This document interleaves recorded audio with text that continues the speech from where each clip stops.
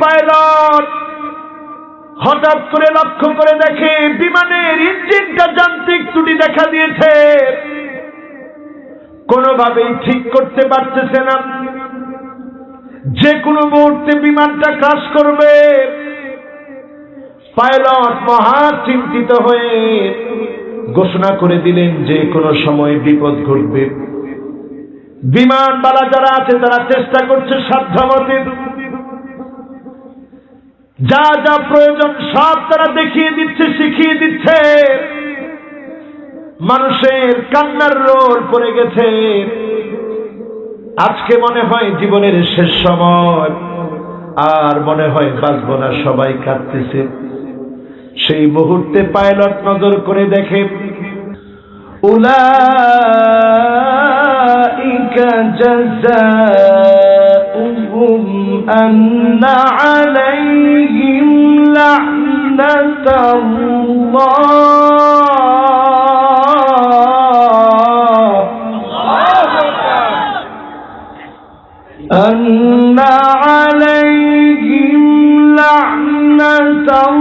লা'নাতুল্লাহি ওয়াল মালাইকাতি one নাসি আজমাঈন।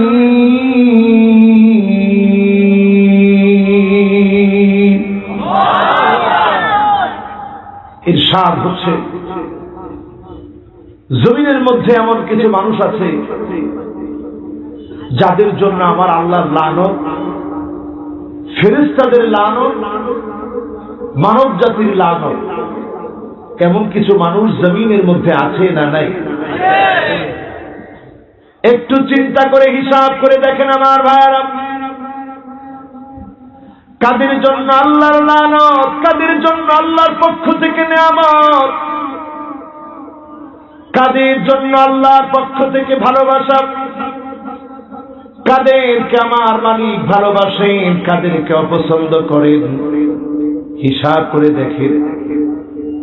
এক নম্বরে আসে কাদেরকে আল্লাহ ভালোবাসেন। আপনি যখন দেখবেন মানুষ আপনাকে ভালোবাসে, আপনি বুঝিয়ে নিবেন মানুষের ভালোবাসা যেটা আপনি জমিন থেকে পাচ্ছেন। আল্লাহ রাব্বুল আলামিন যখন কোন গোলামকে ভালোবাসে, নাদা জিবরিল, জিবরিলকে আল্লাহ ডাক দিয়ে বলে, জিবরিল ইন্নী উহিব্বু ফুলানান ফাহিব্বুহু, আমি আমার অমুক গোলামটাকে ভালোবেসে ফেলেছি, তুমিও ভালোবাসো। জিবরিল যখন ভালোবাসে, আল্লাহর ভালোবাসার কারণেই কিন্তু জিবরিল ভালোবাসলো। ফেরেশতাদেরকে ডেকে জিবরিল বলে, ফেরেশতারা রে, অমুক লোকটাকে আল্লাহ বড় ভালোবাসে, আমি জিবরিলও ভালোবেসে ফেলেছি, তোমরা ভালোবাসো। ভালোবাসার ঘোষণা যখন চারদিকে শুরু হয়ে যায়, ফেরেশতারা একজন একজন করে ভালোবাসে। জমিনের মানুষগুলা ভালোবাসে। মানুষ যদি আপনাকে পছন্দ করে, মহব্বত করে, আপনি বুঝবেন এই মহব্বত যার কাছ থেকে এসেছে তিনি কে। এজন্য মুফাসসিরে কোরআনের প্রতি আমাদের ভালোবাসা আছে না নাই? আলেমদের প্রতি ভালোবাসা আছে না নাই? যারা আল্লাহওয়ালা, দিনদার, নেককার, তাদের প্রতি ভালোবাসা আছে না নাই? এই ভালোবাসা যদি কেউ কমাতে চায়, নেককার দিনদারদের প্রতি ভালোবাসা কমবে না, বরং তাদের প্রতি ভালোবাসা কমে যাবে। ঠিক না বেশি? কারণ এই ভালোবাসা যার কাছ থেকে আসে তিনি কে? আবার বলেন তিনি কে? আমার তো মনে হয় মাহফিলের সব ছোট পোলাপা, আপনাদের যুবক ছেলেরা কোথায়? দেখি 15 থেকে 30 বছরের তাগড়া যুবক, তোমরা জোরে আওয়াজ করে বলো আল্লাহু আকবার। তোমরা এরকম আওয়াজ করে শিখাবা নতুন নতুন যারা ছোট ছোট ফুটন্ত গোলাপ আছে। এখন ফুটন্ত গোলাপরা যদি তোমাদেরকে জি বলে শিখায়, সুন্দর হল। এবার দেখি মাহফিলের ভিতরে মুরব্বী যারা আছেন 30-এর উপরে বয়স, আপনারা বলেন তো আল্লাহু আকবার। ছোট পোলাপান সব জায়গায় যুগবে। 30 বছরের উপরে যাদের বয়স, আপনারা বলেন আল্লাহু আকবার। এটার বয়স 30 হয়েছে,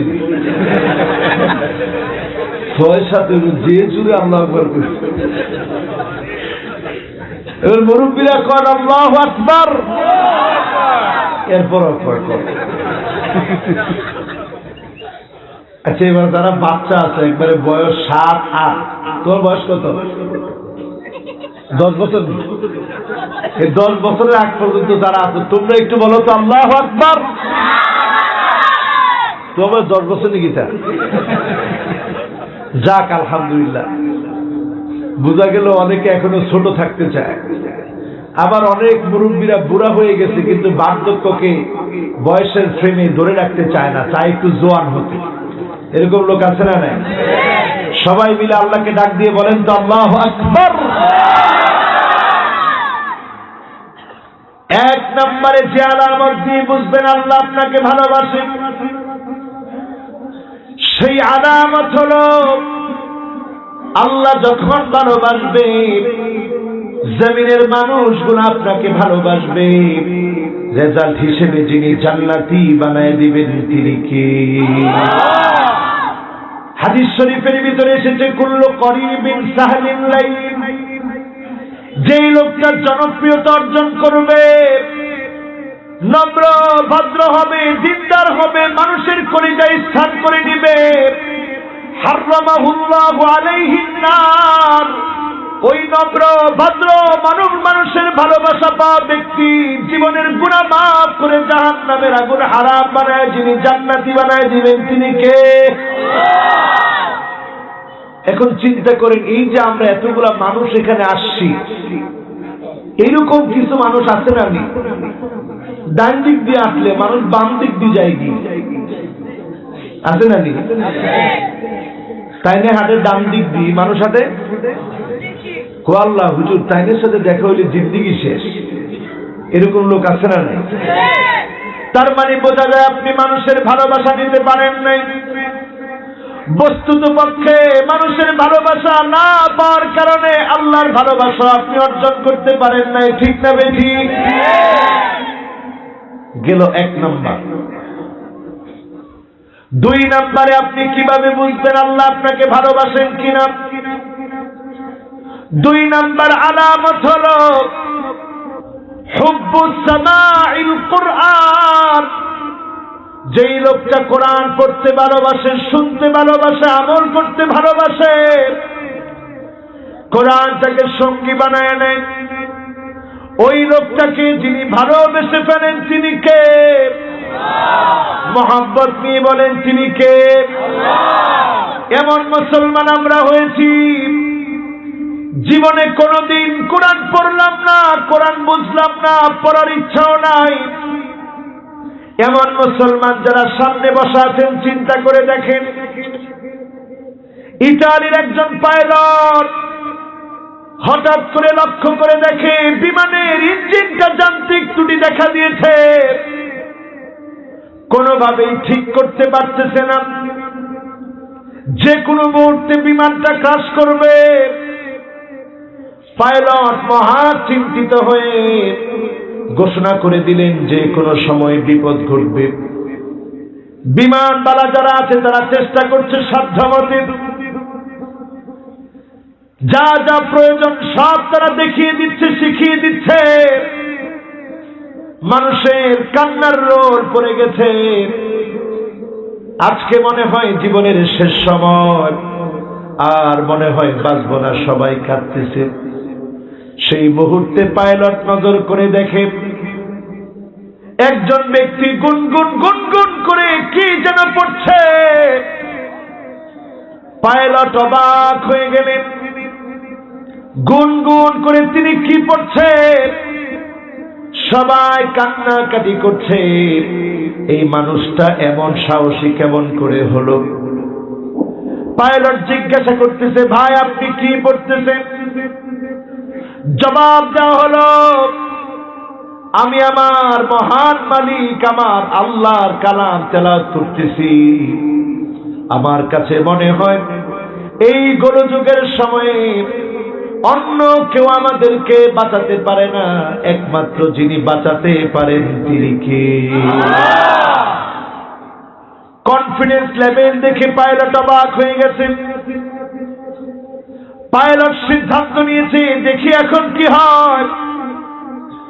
নতুন করে গিয়ে যখন যান্ত্রিক সমস্যা টেস্ট করেছে, পাইলট দেখে আর যান্ত্রিক সমস্যা নাই, অলৌকিকভাবে যিনি সমস্যা দূর করে দিয়েছেন তিনি কে? পাইলটের আর বুঝতে বাকি নেই, বিমান ল্যান্ড করতে দেরি হয়েছে। পাইলট কালেমা পড়তে আর দেরি করে নাই। ল্যান্ড করার পরে মুসলমানের হাত চেপে ধরে পাইলট বলতেছে, আর দেরি করতে চাই না, এমন এক মহাগ্রন্থের সাক্ষাৎ আজকে পেয়েছি, মহা দুশ্চিন্তার সময়ও মুসলমান চিন্তিত হয় না, কারণ নিঃসঙ্গ সময়ের সঙ্গী আল কোরআনকে যখন বান্দা সঙ্গী বানায় নেয়, তার দুশ্চিন্তা গুলা যিনি দূর করে দেন তিনি কে? পাইলট আর দেরি করে নাই, ভাই আর দূরে থাকতে চাই না, এখনই কালেমা পড়ায়া মুসলমান বানায় দেন। কালেমা পড়িয়ে দিয়েছে, লা ইলাহা ইল্লাল্লাহু মুহাম্মাদুর রাসূলুল্লাহ। একদিকে কালেমা পড়েছে, মুসলমান হয়েছে। এই রকম ঘটনা যদি পৃথিবীর ভিতরে আপনি খুঁজেন, মরিস বুকাইলি এসেছিল কোরআনের ভুল ধরতে, আল্লাহ এই কোরআনের ছাত্র বানিয়ে দিয়েছে। এই কোরআনকে যে যত বেশি আপন বানায় নিতে পারবেন, বুঝবেন যিনি ভালোবেসে ফেলেছে তিনি কে? আজকে থেকে কি অন্তত কিছু সূরা আমল করার চেষ্টা করবেন? যেমন ধরুন সূরা ইখলাস, এমন একটি সূরা যার পড়তে পড়তে আমার মালিক আমার আল্লাহর সিফাত বর্ণনা করা হয়েছে। আম্মা জান হযরত আয়েশা বলেন, আন আয়েশা রাদিয়াল্লাহু তাআলা আনহা قالت أن النبي صلى الله عليه وسلم بعث رجلا إلى سرية। নবীজি অভিযানে প্রেরণ করলেন, একজনকে ইমামতির দায়িত্ব দিয়ে দিলেন। তিনি অভিযানে বের হলেন, নামাজ পড়ি ফায়াখতিমু বিকুল হুয়াল্লাহু আহাদ। প্রতিদিন নামাজ পড়াতে গিয়ে শেষ করে কুল হুয়াল্লাহু আহাদ দিয়ে নবীজির আর ওই অভিযান শেষ করে যখন আসলেন, নবীজির কাছে শেষ করে আসার পরে সবাই বললেন, ইয়া রাসূলুল্লাহ, যাকে আপনি প্রেরণ করেছিলেন তিনি প্রতি নামাজের ভিতরে ফায়াখতিমু বিকুল হুয়াল্লাহু আহাদ সূরা ইখলাস পড়ে। নবীজি বললেন, তাকে জিজ্ঞাসা করো, মাসসাবাব লিনুজুমি হাযিহি সূরা, এই সূরা প্রতিনিয়ত সে পড়ে কেন?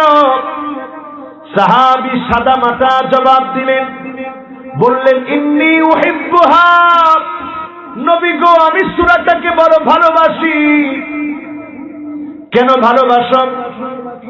জবাব দিলেন, লিআন্নাহা সিফাতুর রহমান, কারণ এই সূরার ভিতরে আল্লাহর বৈশিষ্ট্য বর্ণনা করা হয়েছে। আমার আল্লাহ যত বড়, বৈশিষ্ট্যগুলা এত বড় বড়, বর্ণনা ভঙ্গি এত বড়, এই সূরাকে আমি ভালোবেসে ফেলেছি। যখনই এই কথা বললেন, আল্লাহর নবী বললেন, সাহাবীরা তাকে শুভ সংবাদ দিয়ে দাও, তাকে যিনি ভালোবাসেন তিনি হলেন আমার আল্লাহ। একটা সূরাকে যদি আপনি ভালোবাসেন, যিনি আপনাকে ভালোবেসে ফেলবে তিনি কি? আমরা কি আল্লাহর লানত চাই না আল্লাহর মহব্বত চাই? আরে কথা কয় না, লানত চাই না মহাব্বত চাই? এরপরে আসেন আমার ভাইয়েরা 3 নম্বরে ইত্তিবাউস সুন্নাহ। নবীজির সুন্নাত যত বেশি আপনি মানবেন তত বেশি যিনি ভালোবেসে ফেলবেন তিনি কে? কুল ইন কুনতুম তুহিব্বুনাল্লাহ ফাত্তাবিউনি ইউহিব্বুকুমুল্লাহ।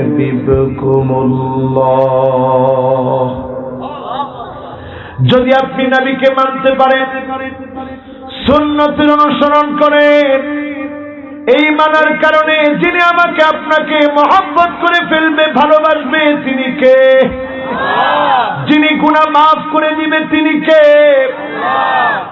আমরা যদি নবীকে মানতে পারি, নবীকে জীবনে কোনদিন আমি দেখি নাই, আপনিও দেখেন নাই, নবীও কোনদিন আমাকে দেখে নাই, আপনাকে দেখে নাই, কিন্তু নবী এত পরিমাণ মহব্বত করে, আল্লাহর নবী বলেন ওয়াদিতু লাউ রাআইনা ইখওয়ানানা, আমার মনটা বড় চায় আমি যদি আমার ভাইগুলোকে দেখতে পেতাম। সাহাবায়ে কেরাম বললেন ইয়া রাসূলুল্লাহ আলাসনা ইখওয়ানুকা, আমরা কি আপনার ভাই না?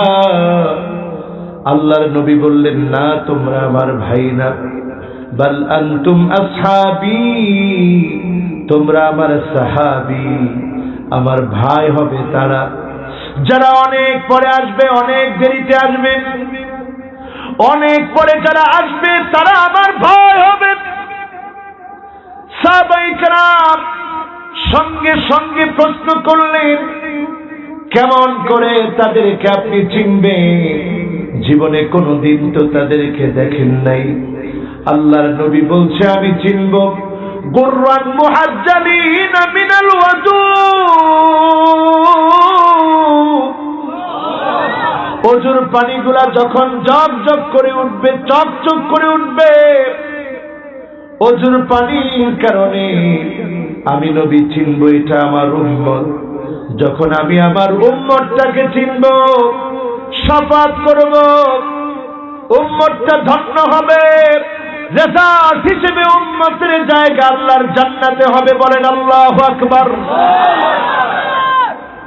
একটু ফিল করেন তো, যারা এখানে বসা আছেন একটু চিন্তা করেন তো, নবীজিকে কোনোদিন আপনি দেখেন নাই। যদি আল্লাহর নবীকে আপনারা দেখতেন, মহাব্বত কম করতেন না বেশি করতেন? আমরা আল্লাহর নবীর সামান্য উম্মত, দ্বীনের মহাব্বতে আপনারা আমাদেরকে ভালোবাসেন। এই যে মোহাম্মদ শাহিদ আহমদ, এই মাহফিলের একজন, আমার আজকে সুপারি দরকার ছিল আমার আম্মার জন্য। চিন্তা করেছি বাজার থেকে একটু সুপারি আনাবো। সে গেল, একবার না 2 বার সুপারি আনছে। এরপরে সিম আনছে, কোনোভাবেই টাকাটা নেয় নাই। এই যে আমাদের মতো সামান্য একজন আল্লাহর গোলামের জন্য এতটুকু মহব্বত দেখালো। আপনারা যারা দাঁড়িয়ে আছেন, বসে আছেন, ওয়াজ শুনছেন, এতটুকু মহব্বত দেখাচ্ছেন। আসার পথে বারবার বললাম স্লোগান দেওয়া দরকার নাই, তারপরেও গলা ফাটায় স্লোগান দিচ্ছেন। এই মহব্বত কার জন্য? বলেন কার জন্য? এই মহব্বত যদি আল্লাহর জন্য হয়ে থাকে, আমার নবীকে যদি আমরা পেতাম, নবীর জন্য বুক চিরে দেখাতাম নবী কত বেশি আপনাকে ভালোবাসি, ঠিক না বেশি? কাইফা লা নুহিব্বুহু সাল্লাল্লাহু আলাইহি ওয়াসাল্লাম, কেমন করে নবীকে আমরা ভালো না বাসি? কেমন করে নবীকে আমরা ভালো না বাসি? যেই নবী সারাটা জীবন কষ্ট করে গিয়েছেন, ঘুম থেকে জাগ্রত হলে চাটাইয়ের দাগ পিঠের মধ্যে লেগে যেত নবীজি। ওমরে ফারুক রাদিয়াল্লাহু তাআলা আনহু বলেন, আমি নজর করে দেখি একদিন বিশ্বনবী ঘুম থেকে জেগেছে, আমি ওমর অনুমতি নিয়ে প্রবেশ করলাম, আমি দেখি চাটাইয়ের দাগগুলা পড়ে গেছে, আমি ওমর আর সহ্য করতে পারলাম না, কেঁদে ফেললাম। আল্লাহর নবী বলে, মা ইউকিকা ইয়া ওমর, ওমর কোন জিনিস তোমাকে কাঁদায়, কেন তোমার চোখে পানি? আমি বললাম, ইয়া রাসূলুল্লাহ, এই জন্য আমার চোখে পানি, রোম পারস্যের সম্রাটদের কি এমন আছে যেটা আপনার নাই? তারা এত সুখ করে, এত শান্তি করে, আপনি এত কষ্ট করেন, যন্ত্রণা সহ্য করেন, কেন এত কষ্ট আপনি করেন? ওগো আল্লাহর নবী, আমি ওমর সহ্য করতে না পেরে কাঁদতেছি। আল্লাহর নবী বললেন, না না ওমর কেঁদো না, ফালাহুমুদ দুনিয়া ওয়ালানাল আখিরাহ, তাদের জন্য শুধুমাত্র দুনিয়া, যিনি আমাদের জন্য আখিরাতের দ্বার খুলে দিবেন তিনি কে? এখন চিন্তা করেন, আমরা যারা নবীর উম্মত, কয়জন নবীর সুন্নত মানি, কয়জন নবীকে চিনি? এমন নবীর উম্মত দাবিদার আছে প্রতিনিয়ত জুলুম করে, মিথ্যাচার করে, অন্যায়ভাবে মামলা হামলা করে, অপরাধী না তারপরেও নিরপরাধকে অপরাধী বানায়, আছে না না? এও নবীর উম্মত দাবি করে। আবার এমন কত মুশরিক আছে নির্লজ্জ বেহায়ার মতো, আল্লাহর খেয়ে আল্লাহর পরে আল্লাহর জমিনের উপরে নবীর উম্মত দাবি করে কবরের মধ্যে সিজদা দেয়, আছে না না? পীরের পায়ে গিয়ে সিজদা দেয়, এরকম নালায়েক আছে না নাই? চিন্তা করেন আমার ভাইয়েরা,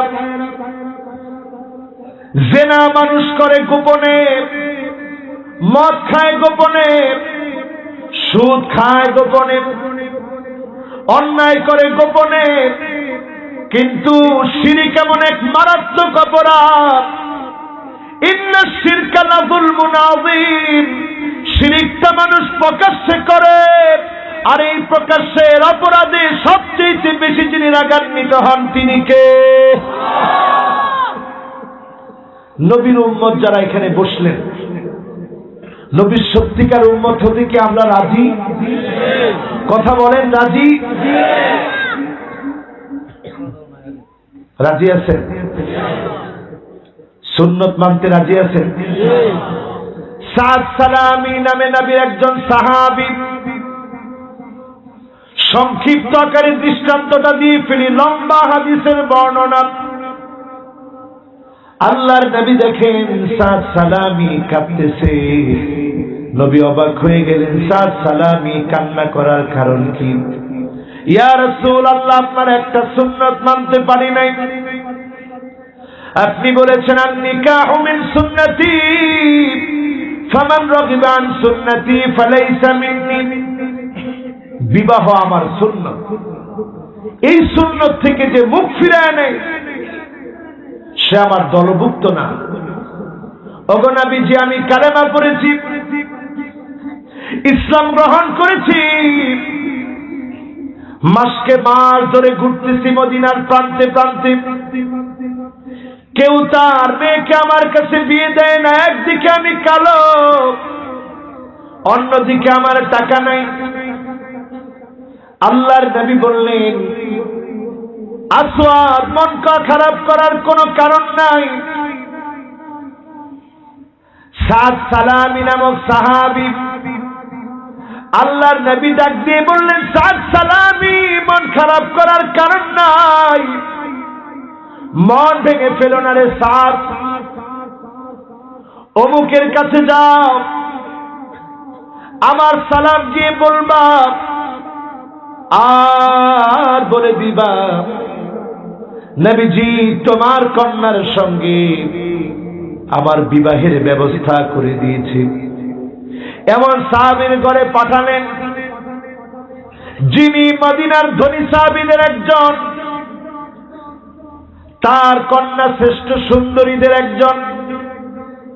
ঘরে গিয়ে যখন বললেন আল্লাহর নবী পাঠিয়েছেন, যাওয়াজানি রাসূলুল্লাহ সাল্লাল্লাহু আলাইহি ওয়াসাল্লাম, নবী তোমার কন্যার সঙ্গে আমার বিবাহ দিয়ে দিয়েছে।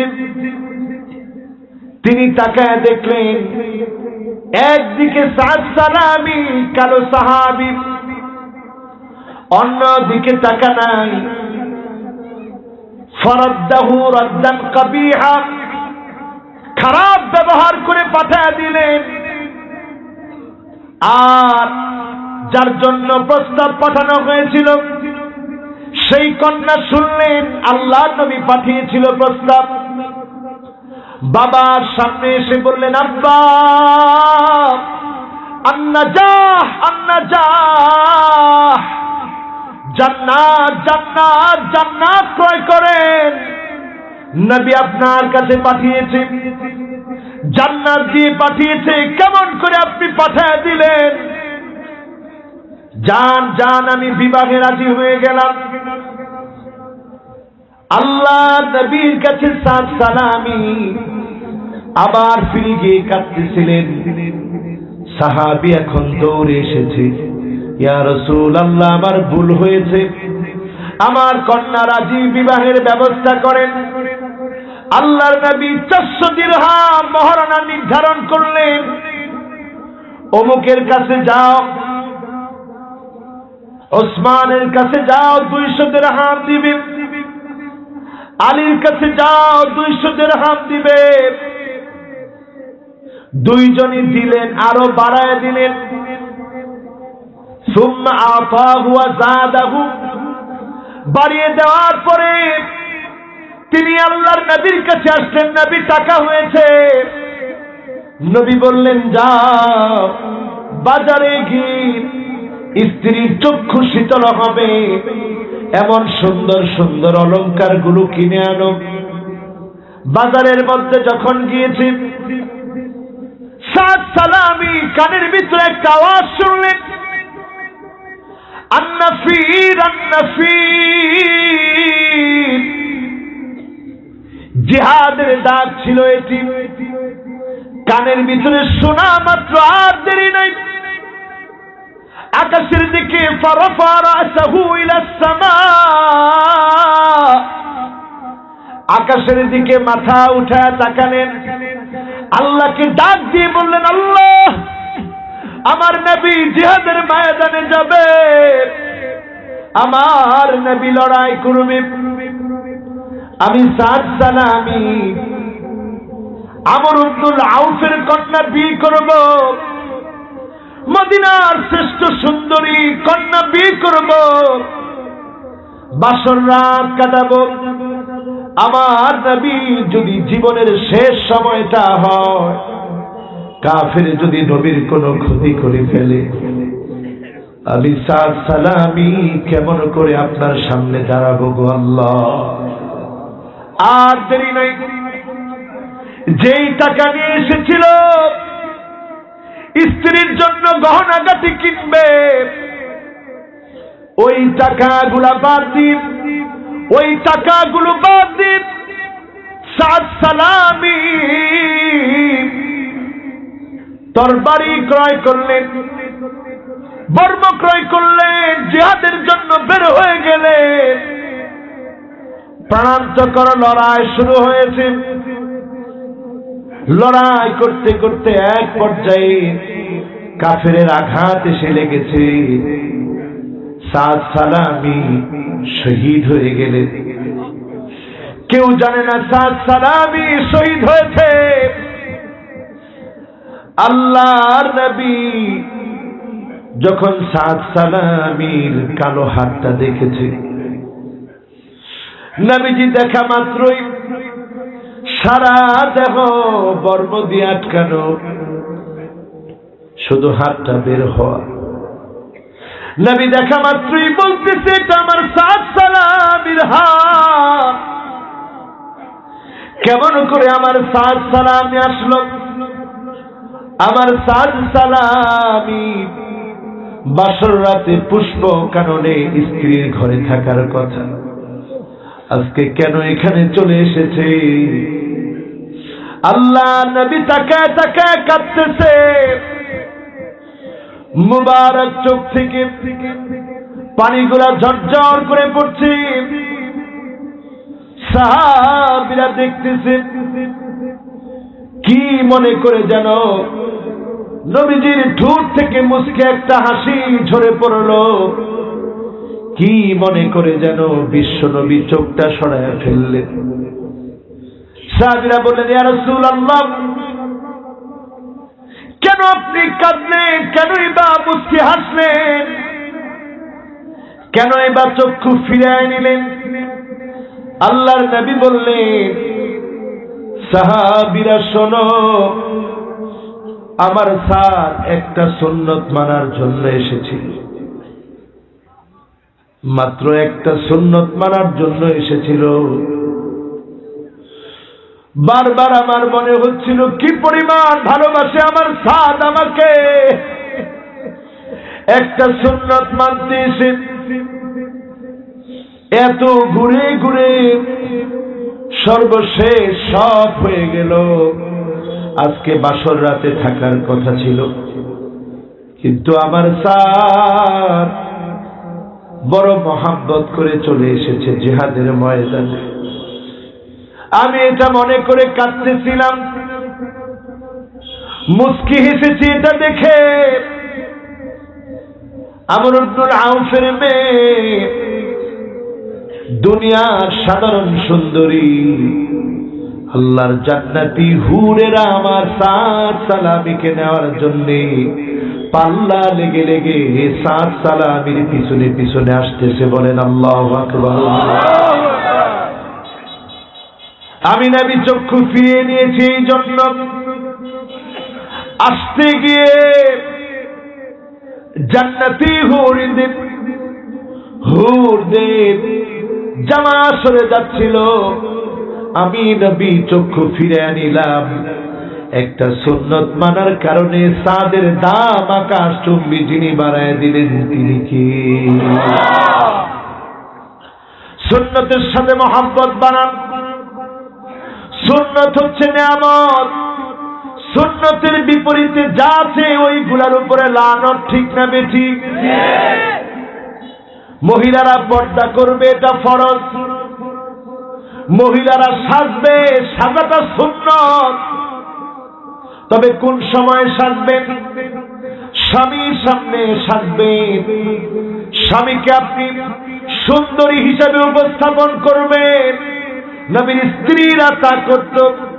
আল্লাহর নবী পছন্দ করত জিহাদ থেকে আসার আগে নবীজি খাদেমদেরকে পাঠিয়ে দিতেন, যাও তোমাদের আম্মা জানদেরকে খবর দাও। স্ত্রীদের কাছে খবর পাঠিয়ে দিতেন। স্ত্রীরা সাজসজ্জা করে থাকত। আর আজকে আমাদের মহিলা সাজসজ্জা করে বাহিরের মধ্যে বের হয়, ঠিক না বেঠিক? ওইটার মধ্যে সুন্নাত আর বাহিরের সাজসজ্জা দেখে দেখায়া পাওয়া যায় আল্লাহর লানত। কার লানত? ওই যে আমি তেলাওয়াত করেছিলাম, উলাইকা জাযাউহুম আন্না আলাইহিম লা'নাতাল্লাহ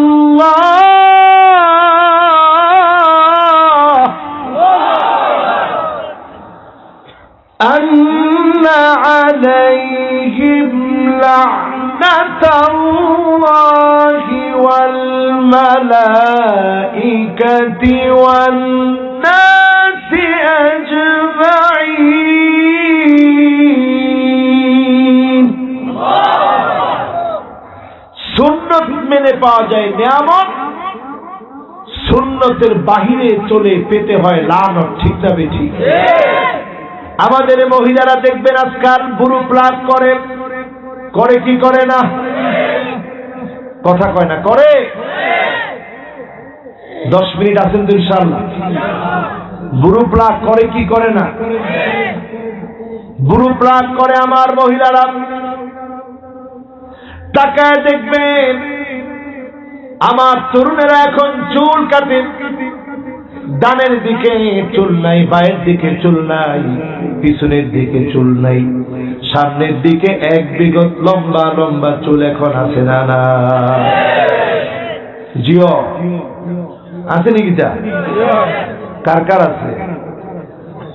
কারটা উঠেন একটু দেখি। থাক, এখন থেকে আর থাকবে না করেন ইনশাআল্লাহ। ও যুবকেরা, তোমাদের পায়ে ধরে বলি, সময়টা একেবারে ভালো না, সময়কে গালি দেওয়া যাবে না। ইহুদিরা বর্তমানে চক্রান্ত করে আমাদের ভিতরে তাদের স্টাইল গুলা ঢুকিয়ে দিচ্ছে। আমাদের ফুটবলার, আমাদের গায়ক নায়ক যারা আছে তাদেরকে ইহুদিরা টাকা দেয়। রথচাইল্ড ফ্যামিলি নামে একটা পরিবার আছে, একটা পরিবার টাকা দিয়ে ফ্রিমেসন ইলুমিনেটির সদস্য বানায়। এই ইলুমিনেটির সদস্য যারা হয়, দাজ্জালকে তারা প্রমোট করে। যত প্রক্রিয়ায় লানত আছে, লানতের পথ মুসলমানদেরকে শিখায়, কারণ তারা চায় মুসলমানের উপরে আল্লাহর নেয়ামত না আসুক। ঠিক না বেশি? উদাহরণ দিলে বুঝবেন। আগে এক সময় মাথার এই তালুর ভিতরে মহিলারা খোপা করত না, এখন দেখবেন মাথার তালুর ভিতরে মহিলারা খোপা করে বের হয়ে আসে না? এরপরে তাকায় দেখবেন কাসিয়াতুন আরিয়াত, এমন পোশাক পরে দেখলে মনে হবে পোশাক পরে না, এমন পোশাক এখন আছে না? না আসেনি? তার মানে কি বোঝা যায়? লানত আছে না নাই? এরপরে তাকায় দেখবেন যে স্টাইলের কথা বললাম, ডানে নাই, বায়ে নাই, পিছনে নাই, সামনের দিকে চুল আছে। লানাল্লাহুল কাজা, এই স্টাইলের নাম কাজা। বহু স্টুডেন্ট, বহু ছাত্র, বহু তরুণ দেখবেন সব করে চুল কাটে, ডানে বামে, সামনে নাই, পিছনে নাই, সামনে লম্বা লম্বা চুল আছে না নাই? এখন দেখবেন আবার অল্প করে এখানেও দেয় কুমিরের স্টাইলের চুল, খেরের পাড়া স্টাইলের চুল, পারলে বাড়ির নাম্বার লিখে রাখে, মোবাইল নাম্বার লিখে ফেলে। এই স্টাইলের চুল যখন আপনি কাটবেন, আপনি বুঝবেন আল্লাহর নবীর সত্যিকারের উম্মত হওয়ার দাবিদার আপনি হতে পারেন নাই। ঠিক না বেঠিক? এখন আসেন দাড়ি নিয়ে বলি। জুজুস শাওয়ারিব ওয়ার খুল্লুহা ওয়া খালিফুল মাজুস, নবী বলেছেন মোজগুলা তোমরা খাটো করো, দাড়ি তোমরা নিচের দিকে ছেড়ে দাও। মাজুসি খ্রিস্টান ইহুদিদেরকে তোমরা অনুসরণ করো না। আজকে দেখেন কিছু নায়ক এখন স্টাইল করে দাড়ি রাখে, এই জন্য অনেক ছেলে দাড়ি রাখে। ঠিক না বেঠি? দাড়ির নাম দিছি আমরা ফ্রান্স কাট। কি কাট? হারে অসভ্য, কত বড় অসভ্য হইলে দাড়ির নাম দিছে ফ্রান্স কাট। কিন্তু ফ্রান্স নিয়ে আমাদেরকে দাড়ি রাখা শিখেছে। চিন্তা করেন মুসলমান, ফ্রান্স কাট যারা দাড়ির নাম দিলেন, আবার আমাদের দেশে কথা নেই।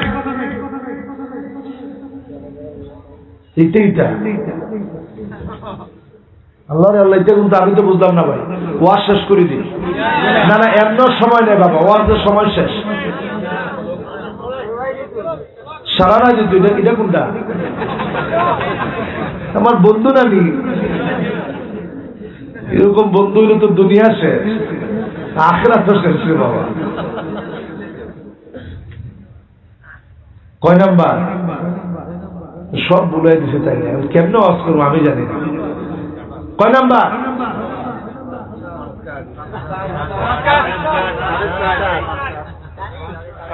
হ্যাঁ, ফ্রান্স কাট খেলাতে নিয়ে সবাই আছেন তো? আমরা দাড়ির নাম দিছি ফ্রান্স কাট। কানের ভিতরে দিয়েছি ইয়ারফোন, মাযামির আলা রুউসিহিম, কানের ভিতরে নবীর উম্মত হয়ে ইয়ারফোন দিলেন। বিশ্বাস করেন আল্লাহর নবীর সত্যিকারের উম্মত তো না, কোন নাম্বারের উম্মত আপনি হতে পারেন নাই, ঠিক না বেঠি? কোন নাম্বারের উম্মত আপনি? যে উম্মত কানের ভিতরে ইয়ারফোন, লম্বা লম্বা চুল, ছেলে হইয়া কানের মধ্যে দুল, বুড়োর মধ্যে রিং। ওদিন একটা দেখছি, হুজুর আপনার খুব বক্ত, ছবি উঠাইতাম আপনার সাথে। আমি কিতারে ছবি উঠাইছি, কিতা তোর বুড়ো কাছ কিতার লেগে? হুজুর ভুল করি বানাইছে, আর কাতার বুড়ো কাটছে। কি পাগলের পাগল মানুষ এখন, আল্লাহ আল্লাহ আল্লাহ। কেমনে কাছে জানেন? এন্দা থোড়া থোড়া কালি ফেলাইছে, এন্দা কুদুর কালি ফেলাইছে। আমি কিরে তুমি পাগল ঠিক না? এই হচ্ছে মানুষের অবস্থা। এরাও নবীজির উম্মত। কয় নাম্বারে? আল্লাহর নবী সেদিন কিছু মানুষকে শাফাআত করবে না। এক নম্বরে মুশরিকদেরকে শাফাআত করবে না, দুই নম্বরে জালেমদেরকে শাফাআত করবে না, তিন নম্বরে কুল্লু খালিদ মারিক ইলহাকুদ দারার আলাল আখারিন, নিজে দোষ করে আরেকজনের নির্দোষ মানুষকে দোষী যারা বানায় তাদেরকে আল্লাহর নবী শাফাআত করবে না। নবী তাদেরকে চিনবে না, তাদের জন্য নবীর মন কাঁদবে না, ঠিক না বেশি?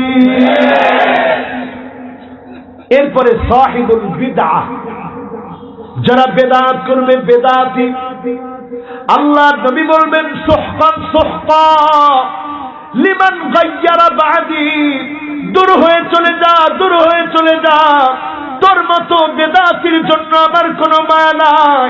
আল্লাহর নবী কোন বেদাতিকে আল্লাহর নবী শাফাআত করবে না, ঠিক না বেশি? এরপরে 5 নম্বরে আমার ভাইয়েরা, নবীজি শাফাআত করবে না।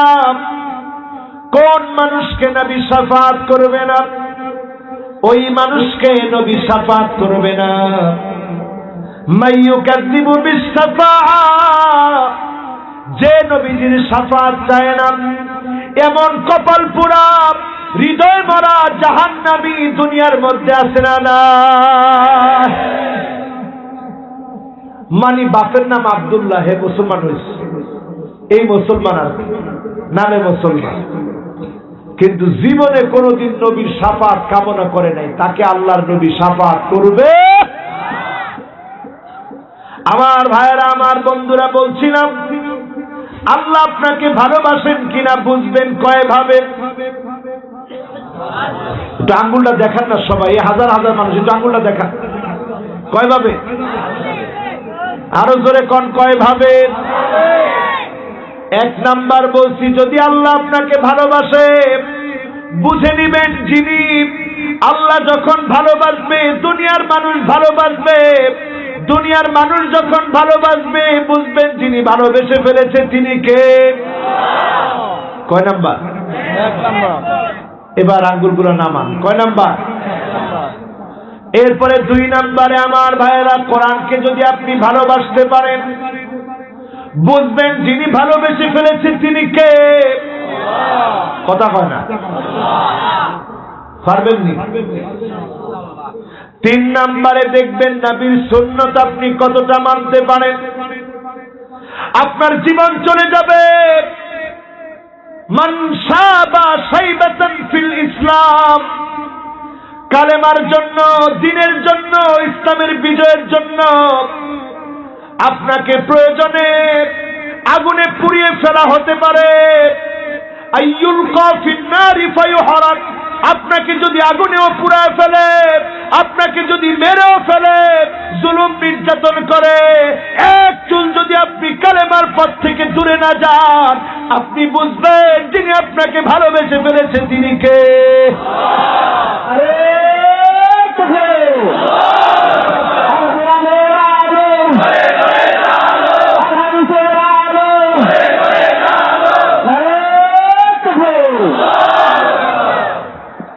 কত নাম্বার? 3 নাম্বার।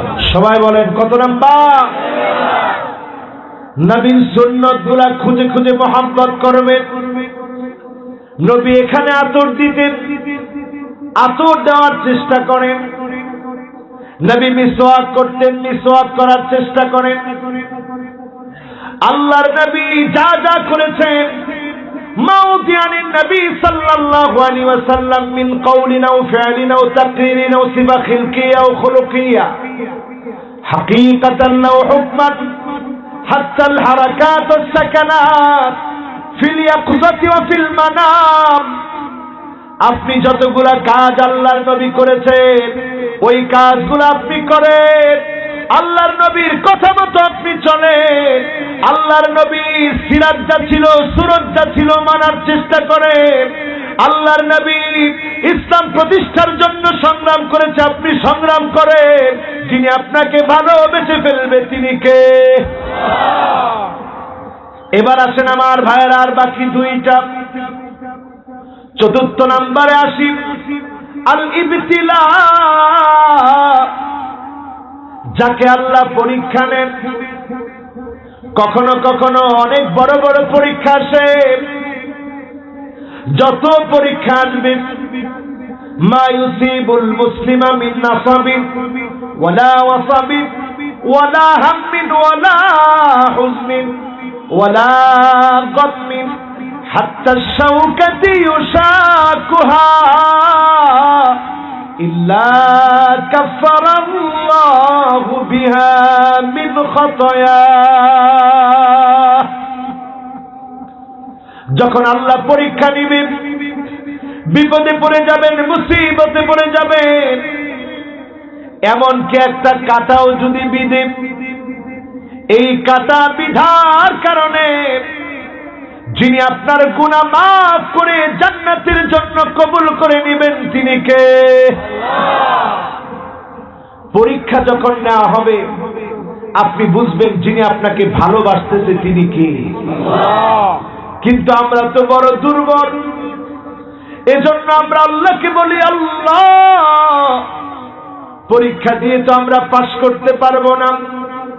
নবী ইব্রাহিম আলাইহিস সালাম পরীক্ষা দিয়ে খলিলুল্লাহ হয়েছে। ছোট্ট ইসমাইল ছুরির নিচে, বাবা ছুরি চালাচ্ছে, ছুরির নিচে পরীক্ষা দিয়েছে। ওই পরীক্ষা দিয়ে ছোট্ট ইসমাইল জবিহুল্লাহ হয়েছে। মুসা আলাইহিস সালাম বারবার পরীক্ষা দিয়েছেন, বারবার পরীক্ষা দিয়ে কালিমুল্লাহ হয়েছে। আমার নবী বারবার পরীক্ষা দিয়েছে, আমার নবী পরীক্ষা দিয়ে হাবিবুল্লাহ হয়েছে। আমরা যদি পরীক্ষা দেই যিনি আব্দুল্লাহ বানায় দিবেন তিনি কে? আল্লাহর কাছে বলি আল্লাহ পরীক্ষা দিয়েন না, পরীক্ষা দিলে আমরা সহ্য করতে পারবো না। আল্লাহ আপনি সহজ করে আমাদেরকে মাফ করে দিন, পড়েন আমিন। এবার আমার ভাইয়েরা পঞ্চম নম্বরে হুসনুল খাতিমা, যার শেষ ভালো, তার সব যিনি ভালো বানায় দিবেন। যার শেষ ভালো, তার জীবনটাকে যিনি সফল বানায় দিবেন, তাকে যিনি পছন্দ করে নেবেন তিনি কে? আপনি মনে মনে চিন্তা করতেছেন হুজুর শেষে এসে ভালো হয়ে যাব, শেষে এসে ভালো হওয়ার সুযোগ অনেকেই পাবে না। কারণ শেষে ওই লোকটা ভালো হবে যার ভালো হওয়ার তামান্না জেগেছে বহু আগে, তিল তিল করে নিজেকে পরিবর্তনের চেষ্টা করেছে।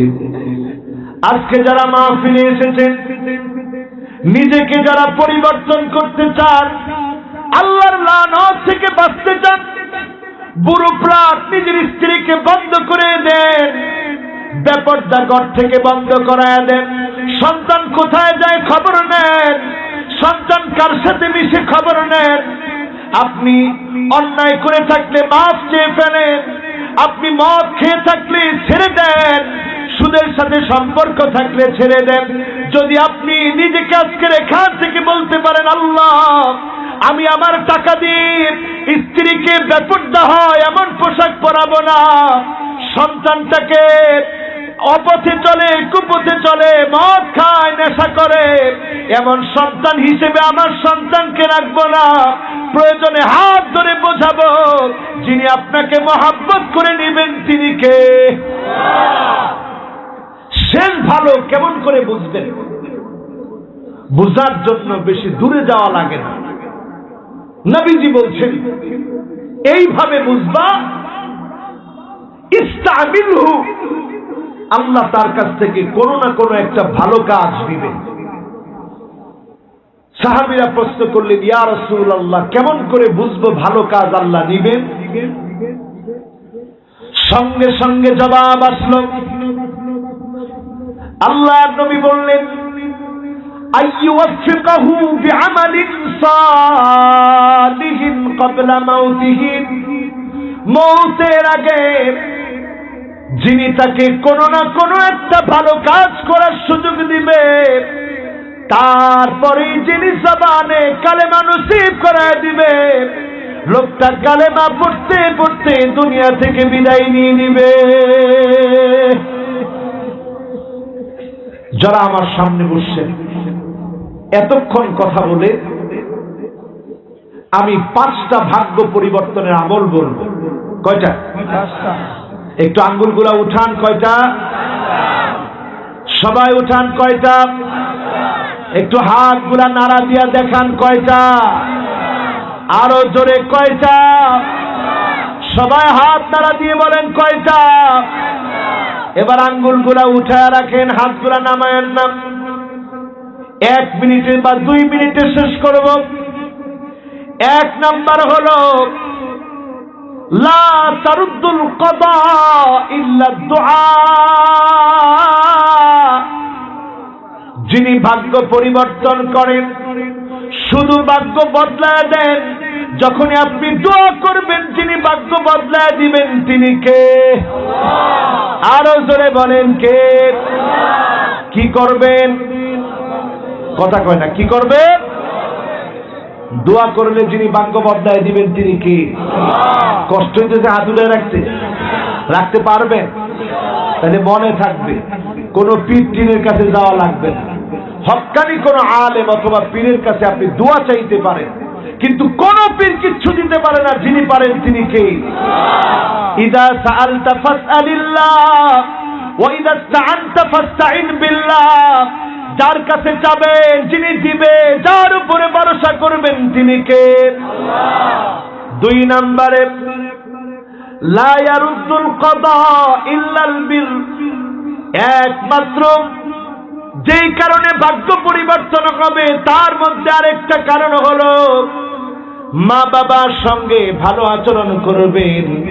ভালো আচরণের কারণে যিনি ভাগ্য বদলায় দিবে তিনি কে? আরো জোরে বলেন কে? কষ্ট হচ্ছে মনে হয়? হাত উঠায় করে রাখছি, কষ্ট হচ্ছে না?